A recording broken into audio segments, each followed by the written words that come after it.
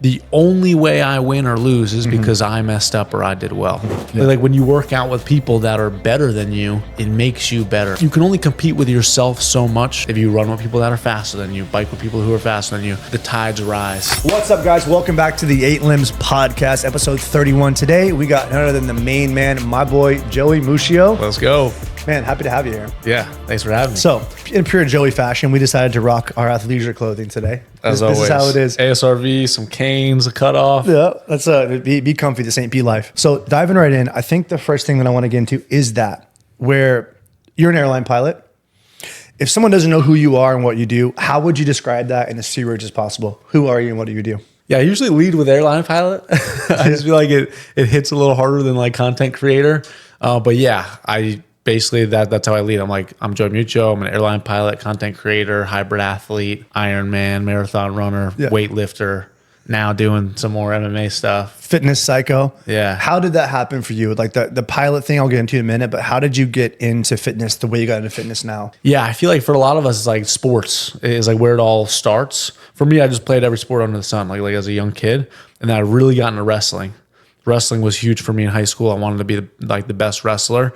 But then I was also like trying to get into weightlifting, but I was always cutting weight as well. So I was kind of skinny. Like I was like a tall, lanky wrestler. So then when I got out of wrestling, I was just like, I just want to get jacked. So I just, didn't really do any cardio at all. Just lifted for a few years, put on some decent size. Really, really enjoyed like lifting in the gym. And then I saw an opportunity to like run my first half marathon. And then you know how it goes, bro. Like you get in that community and it's just like, you see people doing more and you kind of just want to like see how far you can go. So then I'm like, okay, well, maybe I'll do a marathon. Then I got the opportunity to run the Leadville 100. And then it was like, I'll do this other thing. You did the Leadville early into everything. Super early, right after I ran my first marathon. I mean, you it ran was 100 like, miles. Ran 100 miles. And I was like, I didn't think I was going to do it because I was like, I just started running. But then the brand, I was working with Koros at the time. They were like, hey, we know you just ran your first marathon. We think it would be cool if like we give a bib to one of our pro guys, the guy who ended up winning actually, or he won the year before, and then one of our newest athletes had just gotten to running to see like. Which was you. Which was me. And that's for Leadville 100. And that's for, Sure, people don't know what that was. What is Leadville 100 and why is that such a hard race? So yeah, it's like one of the hardest 100 milers. It's iconic in the world. Yeah. And it's hard because of the elevation. It's like between 10,000 and 12,500 for the entire 100 miles. So like you're also climbing and descending 15,000 feet over the whole course. So it's a lot of climbing. You're at elevation. It's obviously 100 miles. So and it's you hard didn't train in elevation? Nah, I trained here in St. Pete. Yeah, like if I had a trip where I went to Colorado, I'd get with Eric. And we'd go like run Mount Morrison or like. And he'd just bury you on the trails out there, I'm sure. Bro, yeah, he'd just leave me in the dust. Yeah. I heard that story actually. The way I was introduced to you was from Sarah Cohen. That's how I first got connected with you. Sarah. My ice barrel rep at the time, homie now. But she was like, Joey did the Leadville 100 and he comes out here to the house because he stayed with us when he ran it, she said. And she's like, hey, what were you doing for training? And you're like, I was just running the stairs in my apartment complex. Yeah. And she's like, that's all you did? She's like, you're going to die. There's no way you're finishing this race. And she goes, and he freaking finished the race, which is crazy to hear about that. But I mean, I want to go back a little further than that to go from what? Wrestling to the Leadville. Where do brands come into play there? Because I think that's a part of this. Like, there are people who push themselves hard, but when brands and content come into play, it almost adds a little bit more fuel to the fire and it gets you to squeeze more out of yourself. Because now you're like, hey, now this is like for inspiration as well, not just for myself. Where did that come into play after wrestling?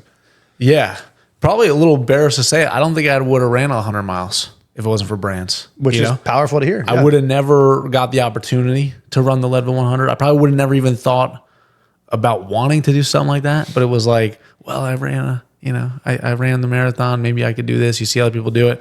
So you get motivated through it. But how it started in terms of brands, me and my brothers were on Vine. Okay. We were the Miuccio brothers on Vine, shirtless dancing. Yeah. Like it was just goofy shirtless dancing. I didn't even have Vine back in the day at all. Like coming out of high school, but my brother Vinny had it. He was like doing like funny skits, and he saw like a bunch of like shirtless dudes grinding to the Grind on Me song, whatever. And he was like, we just taught Vinny how to do a backflip. So he was like, bro, we can all go on the golf course. My mom filmed it too on like an iPhone. I love this 7 or whatever it was back in the day, 2014. We all did a backflip, jumped into a handstand, grinding on the floor. Dude, the next day we had like 100,000 views. Boom, boom, boom. We got roped into doing a bunch of shirtless dancing videos. Like now all of a sudden we're the shirtless dancing brothers. You know how content is like. Yeah. There's three of you and you look alike. You all look alike. Yeah. We're like these three Italian brothers. We all like to hit the gym. We were all wrestlers. We're all pretty athletic. So we started doing that. We were like, we kind of got sucked into like the engagement part of social media, which like now I do what I want. Like I post about what I actually love, which is like pilot stuff and fitness stuff. But back then it was like, this is what works. This is who we are. This is how we have to do content to get views. And it worked. Like we got 800,000 followers. We started, getting some money and like turning it into a business a little bit. But back then we still didn't understand the business side at all. We were just like stoked to make, $500 or something, or get like a free watch. Got it. So it started from there. I remember that story, but I didn't realize it was actually how it kicked off. Yeah. And then Corals, then went to Marathon, then went to Leadville, and it just became more fitness challenges from there. Just like, I'm just doing this, I'm doing this next. And I feel like that's kind of the vibe with you. We were just talking about this the other night, because now you're doing MMA. Yeah. And that was actually the first phone call we had. I'll never forget this call. I called you out of nowhere. This cold call, I'm a talker. So we're texting. I'm like, yo, I just called you. Like, yo, what up? And I'm like, oh, let's just talk. I just want to like feel how you are. Yeah. And I'm talking to you about something. I was like, man, like fitness stuff's cool. Ironmans are cool, but like it's a different level when you can actually carry yourself in a fight. And I was like, I felt this too. Me being a Brazilian Jiu-Jitsu black belt. When I introduce myself in the room and people find that out, they're always like, oh, there's like something with that. It carries this level of weight because there's like no doubt I couldn't run 100 miles. Yeah. But there's a lot of dudes that can run 100 miles that I could kick their ass with the flu. All of them. And it feels different. So when I had this conversation, I remember I presented you in a way, and I was like, man, like fighting is this primal thing. It's the first competition that humans had. And I could hear you in your mind. You're like, yeah, I kind of do want to get back. And I did wrestle. You're like, I wrestled for a while. Then you showed up. Yeah. A lot of guys don't show up. Then you went hard in the gym. Then you showed up again. Then you came back next week. And that's when I realized, oh, you like this. This isn't some fitness challenge or some play. You actually like the combat sport. So like, I like it more than anything. I like it more than lifting, more than running, more than any of that stuff. Why that though? Why martial arts? Why does it bring that desire to train? I just love, I think it's like a primal thing. Like you want to be able to like walk into a room and be like, okay, I can handle myself with anybody. And here also, growing up wrestling, you're always in that one-on-one kind of competitive mindset, and you always want to like be the best. Because like you don't want to be like losing a race or something. It's like, it's not embarrassing, but it's not that embarrassing when you go out there in a singlet in front of so many hundred people and some dude's on top of you pinning you. Yeah. It's pretty nuts embarrassing. In the face. Yeah. Rogan has that famous quote he says where he was like, you could be a really good basketball player. He's like, but someone could kill you at basketball, but you could say, yo, I could still kick your ass. He's like, but no one ever loses a fight and says, I could still beat you at basketball. He's like, because no one cares. No one cares about that. What happens in hockey games, football, basketball, they all start fighting with each other. Yeah, he also made a point in a podcast too.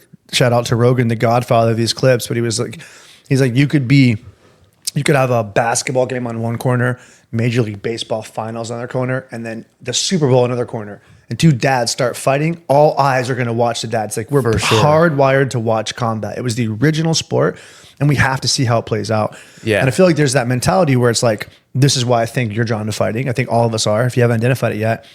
Yes, like I have the tattoo on my back of my leg, which is the warrior in the garden. And the quote is that it's way better to be a warrior in the garden than a gardener in a war. For sure. But I love that quote. There's something that's different about you in martial arts. It's like you learn to actually assert your will on others. So like in a race, it's just your will on yourself. In a workout, it's your will on yourself. In every sport, it's your will on yourself. And in sports, there's a ball involved, there's a team involved, but martial arts, like you're just imposing your will on someone else. And so when you win that match, whether it's points, a submission, or whatever it is, you feel this little check mark of pride. Like I did that, like I got that. I beat him, I beat that moment. And it's very empowering. It's very addicting. It feels like, okay, I'm getting better. And it's this pulling force where like, okay, and now I now have this thing. I have this weapon that you don't need to flex, but you have it in your back pocket. Yeah. Yeah. I always hated that. Like in baseball, when like your buddy, or your teammate would drop the ball and you're like, oh, we lost because Jeff in the field dropped the ball. Yeah. That would always bother me when it came to wrestling. It was like the only way I win or lose is because I messed up or I did well. So I love that. it may have made me like, now I'm trying to get back into like being more of a team player and be less of like a selfish athlete. Because I feel like it did drive me to be like only one-on-one sports, you know, like do everything by yourself. Like it was almost like you don't need anybody's help. But I do think it's great to have both, to be a really good team player and also be really like self-reliant. And I feel like sometimes in individual sports, you can get so self-reliant and you can just lock in so hard. And just like for a while, even like before we started hanging out, I'm so locked in on my routine. I'm like, no, bro, I can't do that. I'm doing this. Yeah. And like, well, you're biking for 17 hours on a Saturday. Yeah. And I'm like, I'm not willing to change my routine for other people and be like a team player in certain ways. Now I'm trying to like be a better team player, but I'll always have that little chip on my shoulder of being like an individual athlete, and we'll always be like self-motivated and stuff like that. I think, you know, wrestling is what gave me that, but I love it, bro. I love watching the UFC. I love watching boxing. I'm not that into like watching like jiu-jitsu tournaments or stuff like that, but like I just love fighting like as a sport. Yeah, it's primitive. Yeah. You really do love it too. You've been here for several UFC fight nights I posted. Yeah. Then I've said that. It's like you watch the UFC like a kid that's happy. You're like, ooh, like your energy's crazy. Dude. We were here watching Justin Gaethje, Ilya Taporia. We're on our feet the whole time. Me, you, and Dave were the only ones that made it that night till the end. It was like late night. Dude, I'll be by myself on my feet, freaking stoked. Like it's the best sport. Yeah. It's amazing. And I said this already in your YouTube video, you work hard in the gym. And I feel like I was telling you that, like, I've always been, I think the biggest thing I've always had in this, I've been very, very consistent. I think that's like a superpower I've had, where it's like, once I find something I do, I just go. I go rain or shine. I go sick. Or even if I don't train, our coach built this in us. He was like, hey, you're hurt, you're sick, get on the mat and sit on the mat and just watch practice. Be here. Be in the room. If you're not going to train, even if you're hurt, just be here. So we have guys that would get injured. He's like, just come to train. So I got, you just go 5 days a week. You're there, you know, and you're like that now. You set a schedule, you show up every time, whether you're training, and you're improving quickly. And it's like, you want to get better at that. I can see that. You're already starting to toss around some ideas of maybe doing competition at some point. We'll see how that plays out for you. Yeah. I love the idea of it, but you push yourself hard. I feel like martial arts is a really good vehicle for developing your potential. Like you said, because it's one-on-one. And you are seeing quick improvement. And going back to the team sport thing, is that because you're doing HYROX doubles coming up soon? Is that where you're starting to see that? Because you have a team, right? Yeah. Well, I'm going to do doubles hopefully and solo. Okay. But then even just like in general, like just joining a gym, like instead of just hitting the bag on my balcony by myself. Yeah. Like join the gym, like you'll get better being around others. Yeah, it's true. Rather than always trying to do everything yourself. Yeah. And like I've kind of gotten too far and almost thinking it's like a weakness if people like need others for some reason. Like I got that in my mind where I was like, I'll do this all by myself. Like, yeah. But it's like when I get around people, even like going out to BPN, working out with Nick, or like going to jiu-jitsu with you, it's like, like when you work out with people that are better than you, it makes you better. 100%. You can only compete with yourself so much to where you will definitely get better. Don't get me wrong. But like if you run with people that are faster than you, bike with people who are faster than you, lift with people who are stronger than you, do jiu-jitsu with people who are better than you, that like the tides rise together, you know? It's huge. Too many people avoid that though. Yeah. They really avoid it. Or like the video I made today, they avoid it, or the opposite. They try to seek it, but they're not ready for it yet. So one thing I was saying, like with men, I was making a video about how men need a tribe. When you find a tribe of pace setters, it's the fastest way to a better life, whether it's finances, relationship, fitness. You find guys who are doing it and you're like, all right, we're holding each other accountable, call you out if you're doing this. But sometimes too, people are like, they reach for rooms they're not ready to be in yet. Yeah. So you probably have that happen a lot, where a guy will be like, yo, dude, let's get a run together. You're like, yo, I saw your paces. Like you told me that before. You're like, yo, Tony, that's kind of slow for me, bro. Like I don't really run at that pace. I'm like, fair, valid. Let's do some jiu-jitsu. I can hang there. Yeah. I feel like that happens a lot where guys will reach, but then I'm like, then you would be the one that's pulling the group down because it's different, right? So it's like, it depends. Yeah, like if I'm doing a speed workout, I just can't run with you. Yeah, you know, if you want to do like a really hard jiu-jitsu session, you just can't roll with me. You got to roll with some other black belts, something like that. But if it's like an easy run, I can run with you. If we're just doing an easy roll, I can roll with you, and we can learn from each other. Yeah. So yeah, time and a place. The BPN team, so that's the next thing I was going to bring up. It's like we have our St. Pete squad out here that we do fitness with. You're going to do a track workout tomorrow, but there's a different level of killers out there. You just got back from the BPN ranch, the Gilmore Ranch. What was that like? What's like being with Nick Bear working out? What kind of pace does he press? Yeah, I mean it's motivating for sure. Like we get out there, we hit a back workout like right after I land, and dude, he's just like an overall beast. Like strength wise, really strong in the gym. Obviously, a savage like cardio wise can run forever, and then now he's training for HYROX again, and you know, just every workout I got buried. I was like, dang, bro. Like the last HYROX workout, I'm like, you know, I'm building my HYROX fitness. Like maybe I can hang. I hang with him for like a round, and I'm like, jeez, you know. So he is that dude. Yeah, he's a real dude. And the team you guys have, how many guys are on that BPN team? I think we have like upper 20s. Okay. Yeah, probably like almost 30 and people. What does that feel like? Like, do you feel the pressure to like keep up as well with a team like that? In certain ways, like everyone kind of, it's awesome because like we're all obviously pretty fit and we're all striving to like, you know, do well in our competitions and stuff like that. But there's also like a diversity there. Like we got Max who just won the Badwater, 135, I think. Insane. I mean, he's like our best ultra marathon guy speed wise. Then we have Mark Dowdle. Yeah, insane. We'll talk about him after. He's crazy. Who just won the last Seoul Ultra. Like how many miles? 395 or 396. Having the most fun you could ever have. Every hour on the hour, having the most fun, chirping the other competitors, also like hyping the other competitors up. Like a really good positive vibe guy, but also you could tell he's a competitor. Yeah. Like he's got that switch that he will flip. And it's like, it's so motivating watching that. And then we have guys like Russ Swole, who's a pure power lifter. And then we have like a lot of the hybrid boys, like me, French, Luke, you know, whatever. There's the group of, there's like, whatever. I can name everybody, but everyone's got their own thing going, you know, so there's always somebody better than you. Yeah. No matter what. If we're lifting in the gym, there's somebody better. If we're running, there's somebody better. You know, Luke with the Ironmans, it's like, he's a savage. Yeah, he's a beast. So, yeah. Yeah, and that's what I mean. Is it like this perspective where like I feel like everyone that you just described, you guys might work out in your hometowns and be like, I'm a freaking beast. Yeah. And then you guys all get together and you're like, dang, someone's putting a pace on me, you know, and it's just a good perspective to have. It's always like that. Yeah, no, it's awesome. Yeah, I love that. So you went from marathon to ultra. HYROX season's coming up, but we skipped a season that's actually there when I met you, which was Ironman season. Yeah. And so during a year, if I have this correct, you did all 4 distances of a triathlon in 1 year. You did sprint, Olympic, half, and full in 1 year? Yeah. Okay. What was that year all like last for you? year. 'Cause I remember when I first met you, the first thing I said was like, dang, dude, you look pretty skinny right now.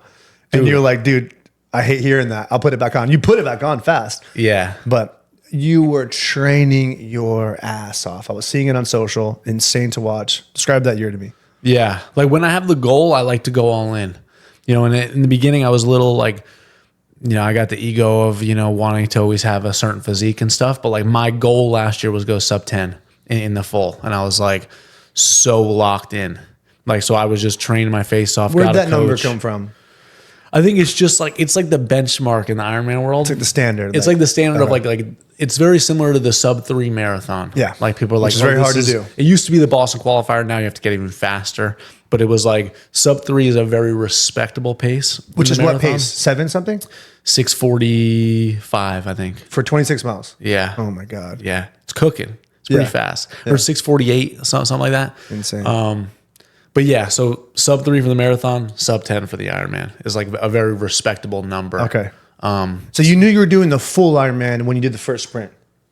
Yeah. Okay. Yeah, I knew. I picked it like I was only going to do a full. That was it. I wasn't going to do any of the other distances because I was like, oh, I just want to do a full. I don't want to do any of this other stuff. Then my coach was like, dude, you should probably do some of these other things, like get some practice in the transitions. Like there's a lot of technique that goes into doing these transitions. So like do the sprint, do the Olympic, do a 70.3, then we'll do the full, and it'll be like training races.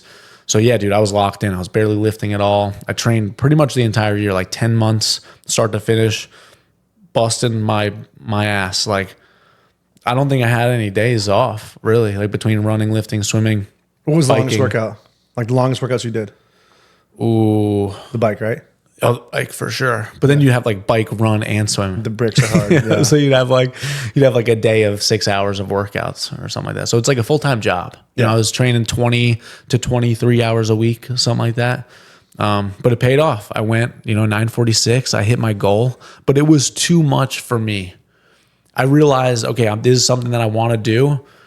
and I'm going to give it my all this year. But halfway through, I was like, this is not for me long term, you know? Halfway through the year?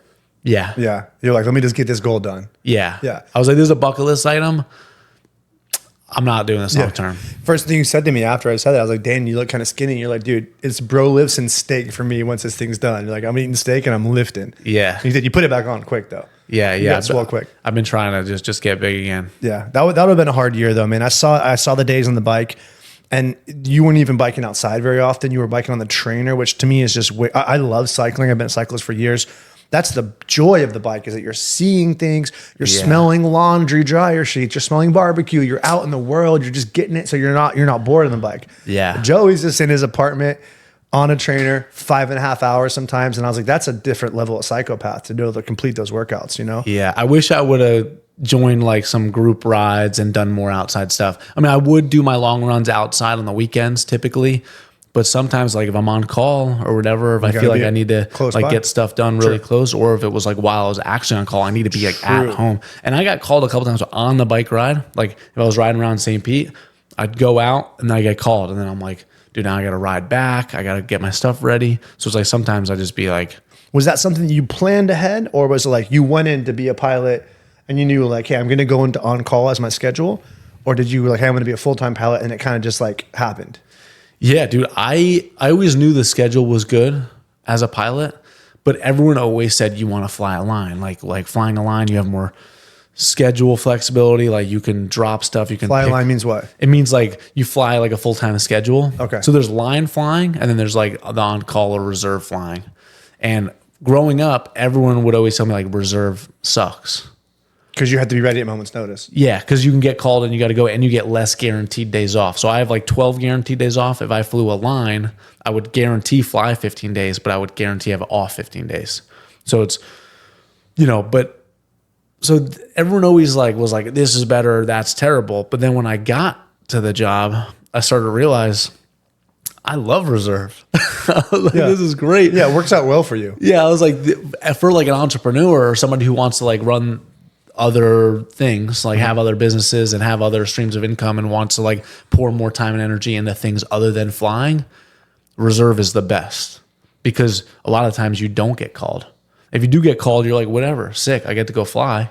But when you don't get called, I'm not getting paid to sit home. You're training all week. Yeah, it's awesome. I could be on my treadmill, I could be lifting on my balcony, they call me, I go fly, or I could just lift, sauna. I'm getting paid to work out. You know, it's great. Yeah, I thought about that. I mean, really what you do is so well suited for what you do, because like you complete these fitness challenges, you do these things, you work out a lot, a lot, but you still manage to always be, and you do take it super serious. Even I was saying like MMA, I'm like, yo, bring the cell phone tripod, have that cell phone at head height distance so you can see during practice. And you're like always checking your phone on the boat. You're always checking the phone, but it's like, yeah, you're available to fly, but you can still do all this in your week. Exactly. So like, I think that's an interesting career. It's such a cool hybrid career that you have, because now people have this time of flexibility and ability. You have a career.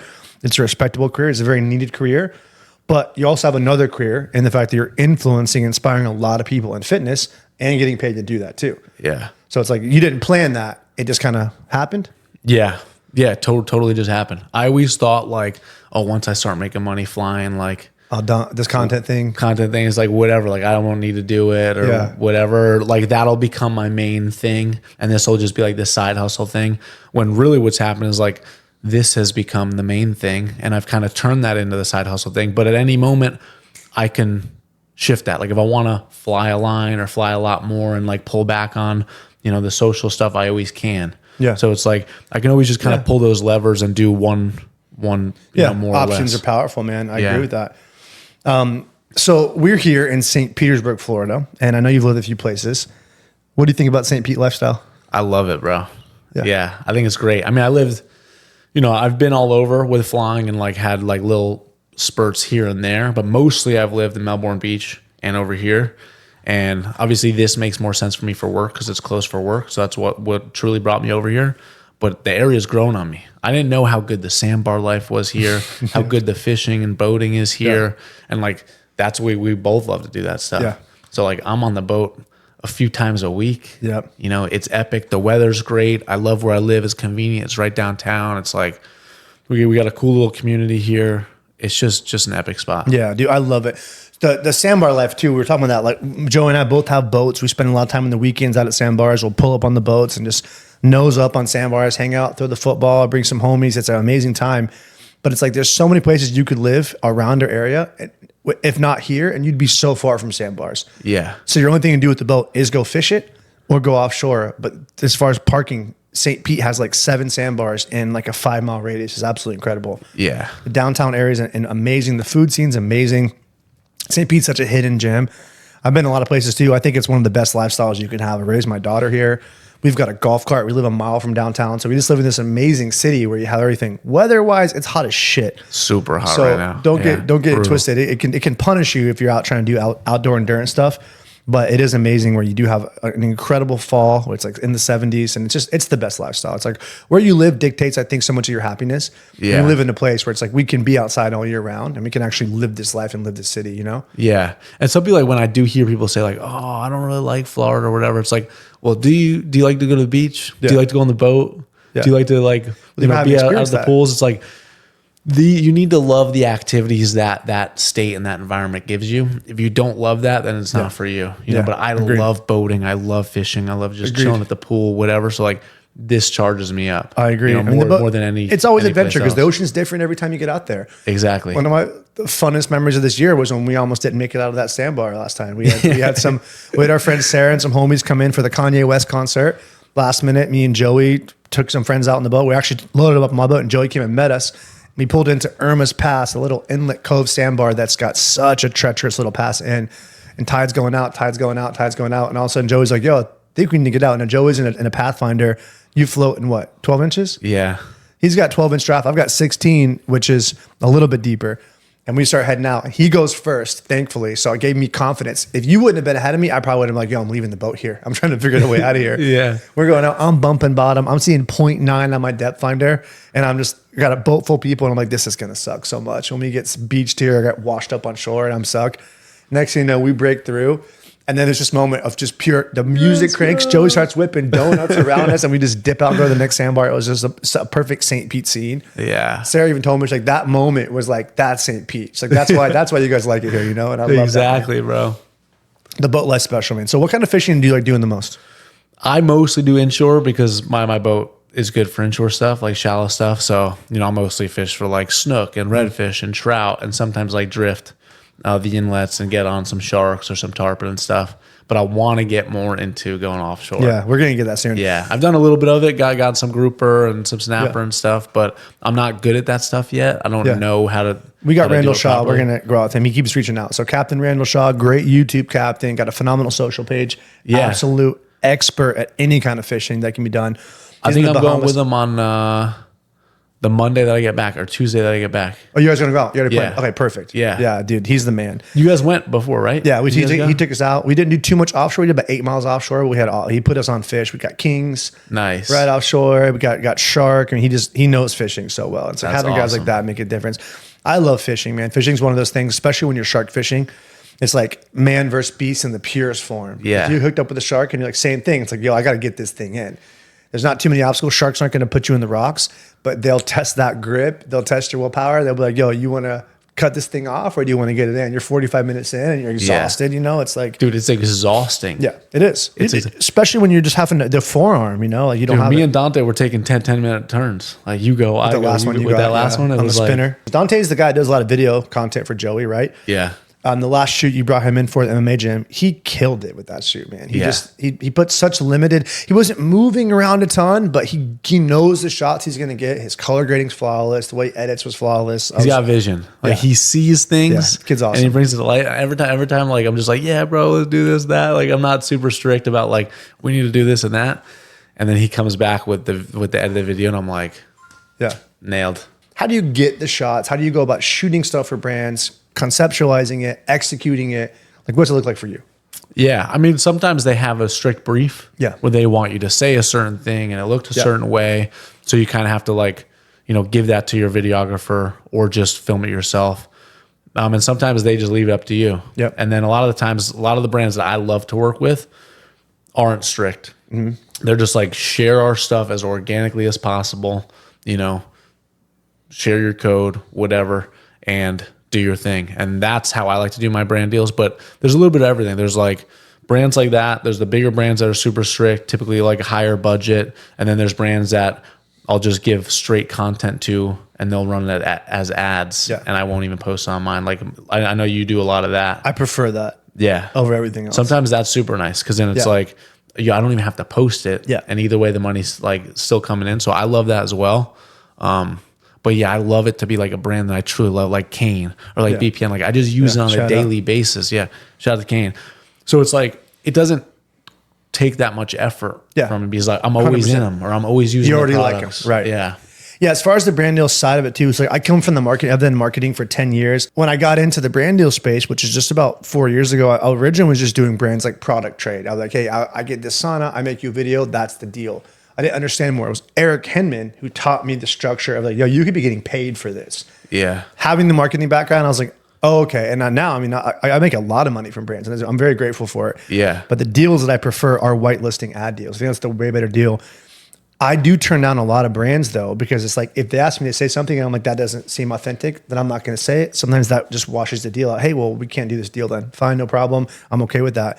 Yeah. But if it's brands you already like and love, how I prefer to do it is I shoot them content, give it to the brand, they run it with their ad dollars and their own ad campaigns. And then I'm not saturating my feed and my audience with trying to post and sell and post and sell. Yeah. And it's still in social. People are still seeing you with the brand. I see your Canes ads all the time. Yeah. You know, that is a win-win. Yeah, it's win-win. Because like they'll keep putting money behind it if it's Exactly. doing well. If it's not doing well, they won't. And then it's like, if it crushes, then they keep putting money and then you keep making money. Yeah. If people are out there trying to get their first couple brand deals, what advice would you give them? My advice would be like not to do content to get brand deals. Yeah. You know, like don't just be like, I don't know, trying to go viral or trying to get to a point where like you're trying to make money from social media. I think like it has to happen organically. Mm-hmm. Some people are able to do it when just thinking about that right off the bat. But I think the only way, I always tell people to hold off on brand deals for as long as possible until you're getting the brand deals that you actually want. I feel like some people I've seen in this space start taking the first brand deals that are thrown at them because they're just so eager to get something for free or to make money. And then everyone doesn't trust you anymore. Yeah. Because now you're posting they get attached to some small brands. It's I totally get that. And then everyone could realize when you don't actually like the brand. Yes. So then you lose the trust of your buyers. Yeah, 100%. Yeah. I agree with that 100%. It's like you take the small ones. People reach out to me, friends. I'm like, hey, I got this opportunity. Company asked me to do this. They offered me $250 for this. And I go, dude, don't do that. Like, you're going to diminish everything. Like, well, who is this company even? Yeah. Granted, there are startup entrepreneurs that are going to have lower budget to work with influencers, but that's their own journey to go through. That's where I think the best founders understand the relationship game and they can find a way to get a big influencer to work with them at a lower cost or some kind of equity deal. That's their own journey. But for people that are making content, I would avoid those $100 brand deals for sure, and just work with companies that you actually like. They'll reach out to you, they'll find you, but a lot of it is like doing. Like you don't have to live the life in the way like Joey lives a very high level life, going to an Ironman to Leadvilles. That's very marketable. It's also a huge market for people that are living normal fitness lives. Yeah. And that's marketable. There's a lot of the consumers that are living normal lives. So you don't have to be this extreme athlete, but it's like being relatable and being authentic makes a huge difference for people.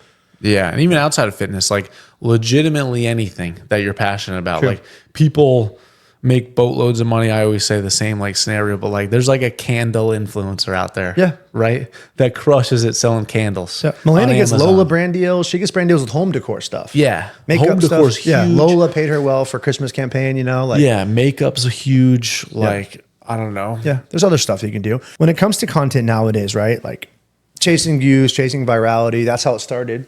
The Miuccio bros dancing. Yeah. That shifted and you're like, no, I'm going to post authentic to me. You posted a post today about airline pilot pay and you're starting to share more what you're into right now in this moment, right? So like, how do you approach what you're posting on social and what you avoid posting? It seems like you're not just trying to chase views. Yeah, I love the whole mindset of like documenting rather than creating all the time. Like I like to just post about what I'm doing that day or in the moment rather than like always being strategic about coming up with ideas. Like the one that I posted today, it was a little more strategic. It was like, okay, I have this idea. I want to share this bit of information. So then I created the post. But I think the only way you're going to be consistent on social media for the most of us is just like documenting your life. having things that you're passionate about, definitely niching down a little bit. Like my niche is obviously fitness and pilot stuff. So I niche down in those, and I'm always just like sharing what I'm doing that day. If I get called today, I'm doing an airline pilot day in the life video. If I don't, I'm sharing what I eat in a day, or what workouts I did today, or whatever, going on a podcast today. So I think that's what allows you to be like consistent with like content creation. And then with that footage, the way you do those videos, right? You just shoot it, tripod, shoot it, get the shots, assemble later, and lay a voiceover. Pretty simple structure, right? Yeah. Pretty simple, pretty time consuming though. Yeah. Because you do your own editing. Yeah. Like those day in the life videos, if you edit them yourself. Yeah. Dude, those edits take forever, bro. Yeah. I remember you telling me that. I have a team. Full transparency. I have a team, 20 people on a team. They handle most of my stuff. I do edit stuff, and transparently, some stuff edit performs way better because it's real and raw, and it's from my perspective. Exactly. Those little get ready with us cycling videos do great for me and Melina. But yeah, like editing is time intensive for sure. For sure. And I do have editors now, but like sometimes I want to, so like I don't, your own touch. Yeah. I don't stack things like early enough to where I could like wait. Sometimes I'm like, I filmed this morning. I want to post it today. Yeah. So I'm like, now I got to edit this. I'm like, oh no, but it's all good. It's all part of the job. But a lot of people think, I don't know, it's crazy. I'm sure you get this too. Well, I mean, it's a little bit different because you have your own agency and like, you have your own business. But when it comes to like people just thinking that you make money off of posting on social media, they're like, oh bro, you just post and you make that much money. It's like, well, it's you're different. not just posting, like you're filming, you're editing, you're negotiating with brands, you're coming up with ideas. Like it's pretty time consuming. It is. It can be like idea intensive. I just found that today. Like we're working with the client, Nads Underwear, great new brand deal for me and Melina both. But even just today, like, got a brief back, hey, we need you to record these specific lines, organic cotton. So I had to lay B-roll and then need to add this in. I was like, I had to stop and do this really fast. There is that. We have a really good structure. We'll probably teach it eventually because we do manage a lot of these whitelisting brand deals, but I do have my team. You have Sebastian here. We shoot it once a week. We get all the scripts done, all the B-rolls done, everything done. Then we can continue to edit. Like how we have it structured now is we have like a very, very detailed Google Drive library of me doing every activity. Nice. Organized. Very organized. So like running, biking, lifting, family time, cooking. It's organized super well in a big B-roll folder, and we constantly go update that and shoot it. We'll get the golf cart, go family biking, running. And so then if I get a brand deal and the brand deal is a fitness product, all I have to do is shoot the script of the ad with the mic, and then they got all the footage to lay over it. So it can be edited like really, really fast. So I've got a good system there. Yeah, that's great. But that comes from the fact that I've been running a media business for 10 years. Like I understand a little bit of stuff. Moving into brands though, let's talk about this one. Yeah, let's go. I'm going to actually do a live taste test for you guys. Yeah, I've only shared this on one YouTube video so far. So what we got right here, guys, we got SLAB. SLAB. Well, I'm jumping on it. Why don't you tell us about it? Yeah, so big long-term goal for SLAB. Basically, it's like a high-protein snack company for high-performance people that are on the move. Good already. So this is the garlic black pepper flavor that will hopefully be coming out. Let's go. What do you think? I love it. I love the small bites too. Yeah, I'm still torn, honestly, and I would love to, are they able to comment? So they're like mini sticks, basically.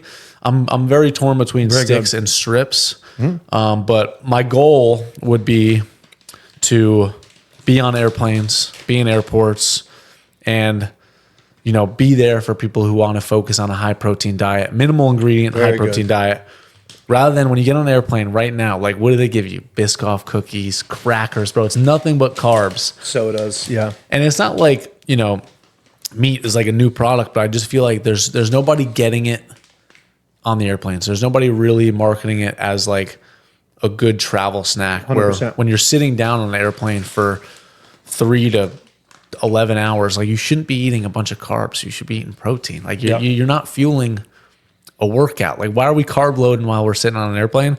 So that's the goal with this company. We just did our first round of samples. We still have a long way to go, but I'm hoping like 6 to 9 months will be available to sell. So ingredients: grass-fed beef, honey, sea salt, garlic, black pepper. Can't get mad about that.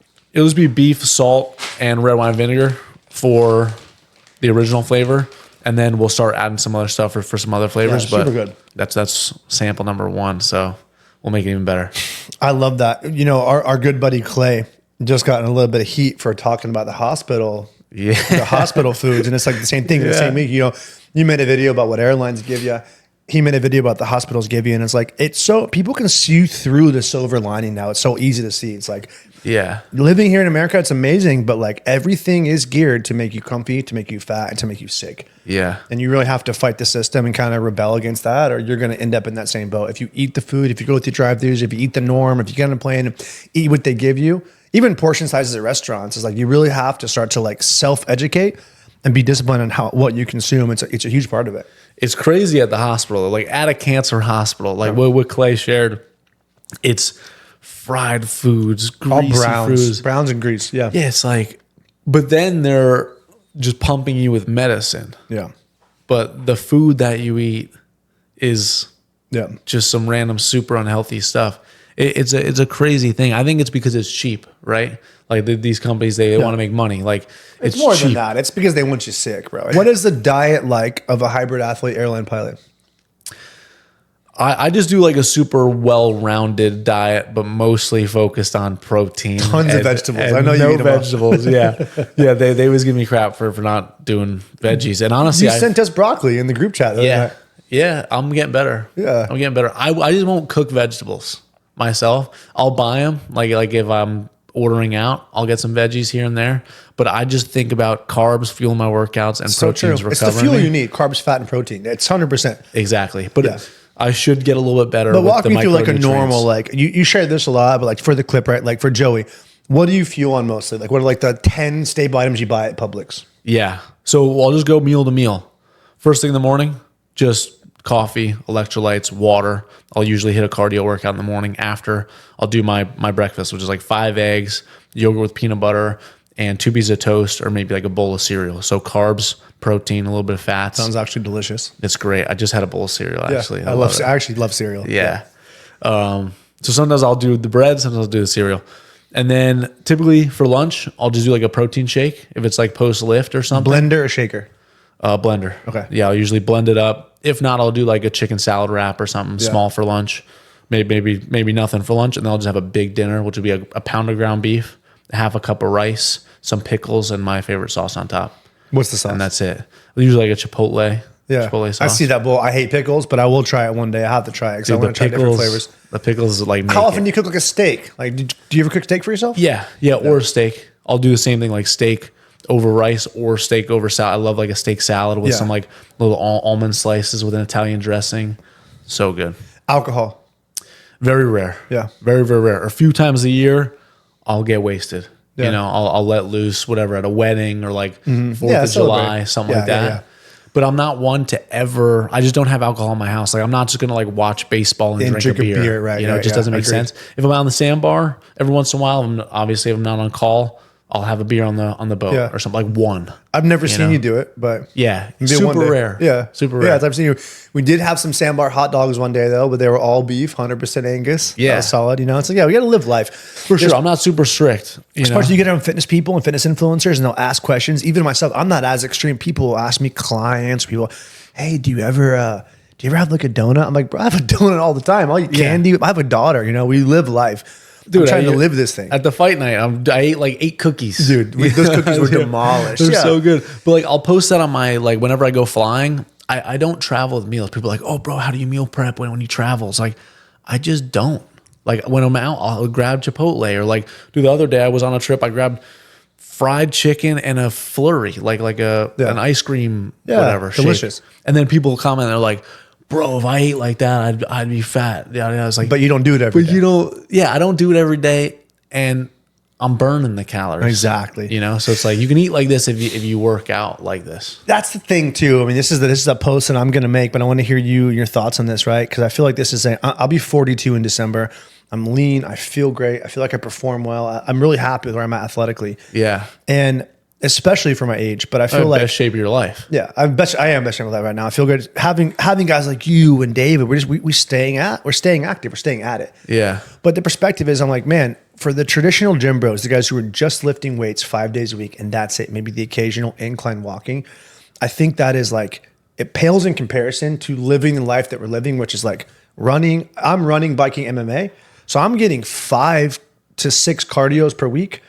and like 2 to 3 lifts per week. And to me, that keeps me lean and feeling jacked. Yeah. So it's like, yeah, like your engine's on, your metabolism's on, you're burning, like it's a furnace burning through anything you eat, and you don't weigh them. But I feel like too many people just don't understand that cardio is harder. It's harder. For sure. A speed interval workout run is really hard. It's way harder, in my opinion, than a chest workout. Oh, for sure. You know, and it's like people don't like that, but it's like that's how you turn that metabolism on. That's how you look good and feel good. I think it's more cardio than weights in a week.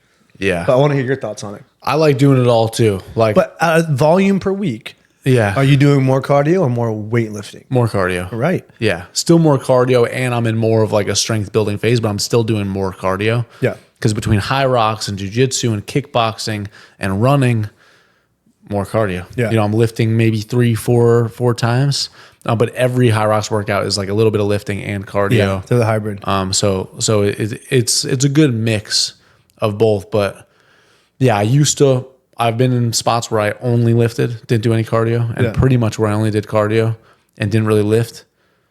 The Ironman season. Yeah, the Ironman season. I love doing both. Yeah, yeah. Like, You I feel love great. You feeling good look in great. both. But I think you feel better. For sure. You feel strength, but you feel an engine. Like nothing feels good like an engine. Yeah. You know, and like I've been jacked before, really strong before. When the engine's not there, you don't feel like an athlete. You don't feel like a beast. You might look like one. You don't feel like one. Yeah. It's different. And then Your obviously, buddies are like, "Oh, let's go for a run." You're like, I can't. "Oh, dude." Yeah. The next level above that is the MMA, and we're up with that. It's like out of the 2 sessions, because we do 2 sessions a week, kickboxing and Brazilian Jiu-Jitsu. And it's more like a Muay Thai kickboxing Dutch style session that we do. So if you guys don't understand the kickbox session, then when Joey and I train on Mondays, we train at Kaizen, or Insight Control Academy with Kaizen, Coach Vince. And it's Dutch style. So the difference in Dutch style versus Muay Thai pad style is like, we're not just hitting pads, we're hitting each other. So I've got gloves and chins. Joey's got gloves and chins. He throws a combo at my gloves. He throws kicks at me. I have to block the kicks at my head and my ribs and my body, kicks the legs. You're getting really used to those looks. So you're reacting, you're moving. It's very different than if you're just traditionally holding pads. So like Coach Vince brought this up last week because we sweat profusely in this class. We're like, the worst. 2 of us sweat more than anyone ever. Yeah. And I was like, why do you think it is? Like, I think you guys are just really pushing yourself really, really hard. I want to believe that's true, but I think there's more to it. But he's like, I think you guys are just like full throttle the whole time, throwing heat, pushing. And I'm like, I agree with that. But what I wanted to ask you was like an hour-long kickboxing class, how would you rate that to other hour-long workouts as far as difficulty and like athletic performance demands? Yeah, I'd say it's more fun, first off. More fun than like an hour-long run. Yeah. But it's very similar in the sense of like an hour-long, maybe like speed workout, like intervals where you're like going real hard and then you're holding pads. You're going real hard, then you're holding pads. It's an epic workout. But yeah, dude, we just sweat so much. I think there's something to like some people just sweat more than others. Yeah. Like it's part of my DNA. Like I just sweat. Do your brothers sweat like that too? You know, I don't remember. To be honest. They don't really run and like. It could be the fact that we're both just training in the heat all the time. Yeah. So our bodies have to adapt to like knowing how to cool us off, and they get really efficient at cooling us off. Yeah. And so when it feels the temperature rise in the core, it's like, let's cool this human off, you know. But it's insane. If you guys see the content, me and Joey sweat. I mean, Milena wants to gag when she sees the video. It's like she just gets grossed out by the amount of sweat. Yeah. But it's a profuse amount. And then jitsu is really, really tough too. It's a different kind of workout. Which do you prefer out of those 2 workouts? Which is the more fun for you?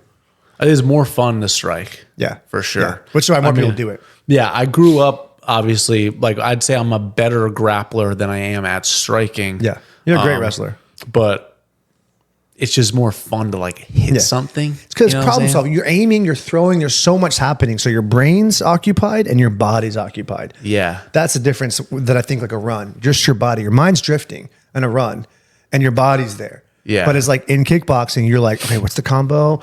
Where do I aim? How far do I throw? There's so much happening in the brain. There's a puzzle, and then there's a body responding. So it's really addicting. It's a fun class. For sure. And I would think like if I told somebody to do like a cardio MMA workout, kickboxing all day. Yeah. You know, like jiu-jitsu, don't get me wrong, gets my heart rate jacked, whatever, but you can control the pace a little bit more. You can kind of chill. It's more of like a like tight squeeze sort of cardio rather than like a exertion.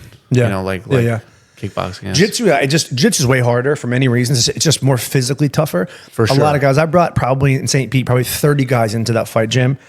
all of them gravitate towards kickboxing. It'll beat you up more. Yeah, for sure. Jiu-jitsu will hurt you, but it's like it'll humble you faster too. You're experiencing that you suck way sooner. Oh yeah. In kickboxing, you're like, oh, I did pretty good tonight because you're hitting pads. You're hitting your buddy's targets. Yeah. It's very different for grappling. You're immediately exposed. You're immediately exposed to where you're at. And most men don't like to accept like, yo, that 19-year-old kid can like strangle you at will. You're like, oh my God. Yeah. Most guys avoid that. They'll experience that and they'll come up with any possible reason they can to avoid it. Oh, dude, I don't know. I might hurt my finger, you know, and I click a mouse all day at work or like some weird stuff. Like, oh, I don't know, dude. Yeah. I get kind of claustrophobic and I just might freak out and go crazy. It's like, I'll see red, bro. Yeah, it's okay. Yeah, shut up. But it is what it is. It's like, that's why I think like the value. You could spar. You could spar like every day in jiu-jitsu and truly see where you line up. Where it's like, if you went in and sparred in kickboxing every day, you'd be pretty humbled. Pretty fast you would, too. but you don't spar right in kickboxing because exactly. you get way more hurt from getting hit, knocked out. Yeah, you know? you would just get wrecked every day. That it would be like, you'll never go back to kickboxing. Yeah, it's something every day. I think more men need to experience it. I always will try. I feel like that's one of my purposes here. It's been my sport. I've been doing Brazilian Jiu-Jitsu for 24 years, martial arts my whole life. I always try to get guys in there because I feel like some are just going to hate it, but at least they experienced it. Yeah. There's a selfish part of it too, I won't lie, where I love bringing my friends in to be like, yo, I want you to feel how good I am at this. Yeah. Because like some of my buddies who will never do it, they still bring up, dude, I remember grappling you that one time. That's all I needed to feel. And I was like, okay, cool. Like that, it's like my chance to show my toy that I have. Yeah. But at the same time, as your arena. Yeah, it's like, I think all men need to experience that at some level. And it's like women, we've polled this so many times. Women always prefer, I asked this poll, I'm like, women, if there was a situation, would you like to know that your man can fight? Or does it not matter to you at all? 89% are like, yes, I want to know. For sure. The problem is that guy hasn't thrown a punch since you've been with him. Have you ever seen him train? So what makes you think he'd even be able to? He'd probably be willing to, but he wouldn't be able to. I think that's such a fundamental skill. Most girls probably think their guy can fight though. Because he thinks he can. Yeah, they're like, oh, my boyfriend would beat your ass. Yeah, they're 100%. It's just putting the time. It's like anything else. If you're not doing it, then you just don't realize how disconnected you are from it. You know, it's so important. Yeah. Dude. Well, my man, it was a pleasure to have you. Dude, thanks for having me, What's next for you? And where can they find you if they don't find you already? Yeah, on all socials, Joey Miuccio, JoeyMiuccio, TikTok, Instagram, YouTube. And what's next for me is HYROX. I'm going to be doing HYROX Tampa, Dallas, who knows, a bunch more. And then I'll probably run the Last Man Standing again because I'm a psychopath. Where's that? So I'll do that again in Austin, Texas. When? With BPN. They don't have a date yet. Oh my goodness, you're crazy. Yeah, I would love to go like 150 this year if I can go like a little further. I went to 111 last year and I didn't train all that much. So I'd love to go like 150 plus. Dude, savage. Guys, go follow this man and we'll see you next episode. See you guys. Peace.